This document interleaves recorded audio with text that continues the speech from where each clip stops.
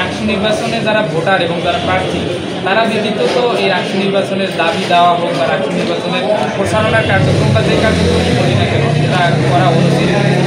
আমরা ছাত্র দলের মাদার সংগঠন হিসেবে যদি বিএনপি শিক্ষকেরা তাদের দাবি দেওয়া এসে পেশ করে তাহলে সেটা পেশাদারিত্ব বলে আমি মনে করি না।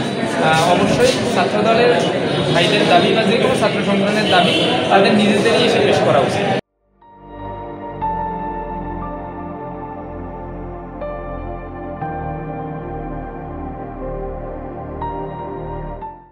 সম্মিলিত শিক্ষার্থী জোটের যেহেতু ভাই যার ব্যাপারে অভিযোগ করছে তার নাম বলতে পারিনি, আমি নামটা বললে পরবর্তীতে ভাইকে এটা জানাবো। তবে আমাদের প্রথম থেকেই যে আচরণবিধি অর্থাৎ প্রচারণার আজকে ৪র্থ দিন চলছে, আমরা প্রথম থেকে আচরণবিধি মানার ব্যাপারে সর্বদা তৎপর এবং এখন পর্যন্ত কোনো ছাত্র সংগঠন বা কোনো স্বতন্ত্র প্রার্থী আমাদের বিরুদ্ধে আচরণবিধির অভিযোগ প্রশাসনে করতে পারে নাই। কিন্তু আমরা ইতিমধ্যেই কয়েকটা আচরণবিধির অভিযোগ প্রশাসনের ক্ষেত্রে করতে বাধ্য হয়েছি। কারণ আমরা প্রথম দিনই দেখেছি যে ছাত্রদল মনোনীত জিএস প্রার্থী একাডেমিক বিল্ডিংয়ে গিয়ে তিনি প্রচারণা চালিয়েছেন, এটা সুস্পষ্ট আচরণবিধি লঙ্ঘন হয়েছে।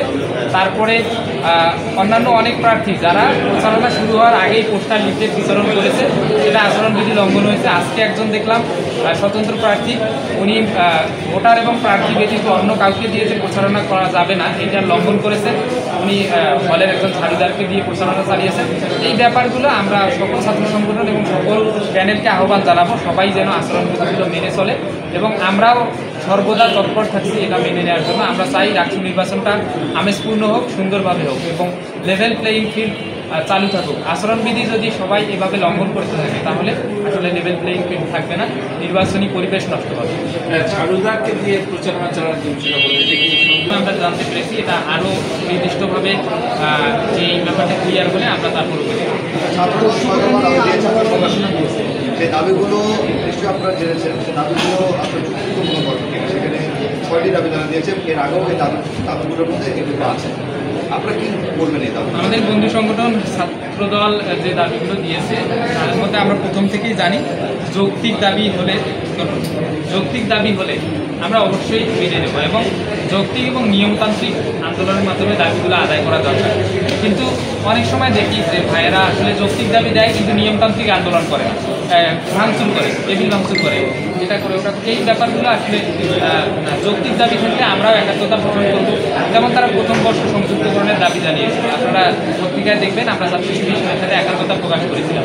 আজকে যে 6টা দাবি তার মধ্যে সবগুলোর ক্ষেত্রে আমরা একমত, কিন্তু একটার ক্ষেত্রে আমরা দ্বিমত, সেটা হচ্ছে যে ম্যানুয়ালি ভোট গণনার যে দাবিটা তারা করেছে এটার ক্ষেত্রে আমরা দ্বিমত পোষণ করছি এবং আমরা চাই জাহাঙ্গীরনগর বিশ্ববিদ্যালয়ের উইটনেসটা যেহেতু আমাদের কাছে আছে, রাষ্ট্র নির্বাচনে 3 দিন সময় লেগেছে, এখানে শিক্ষার্থীর সংখ্যা জাহাঙ্গীরনগর বিশ্ববিদ্যালয়ের থেকে 3 থেকে 4 গুণ বেশি।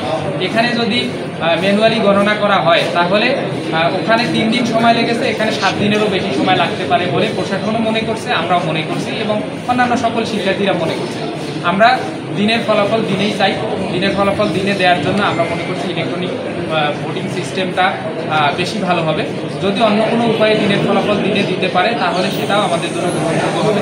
তবে একটা নির্বাচনের ক্ষেত্রে একটা রাত পার হওয়া কখনোই স্বচ্ছতার মধ্যে পড়ে না।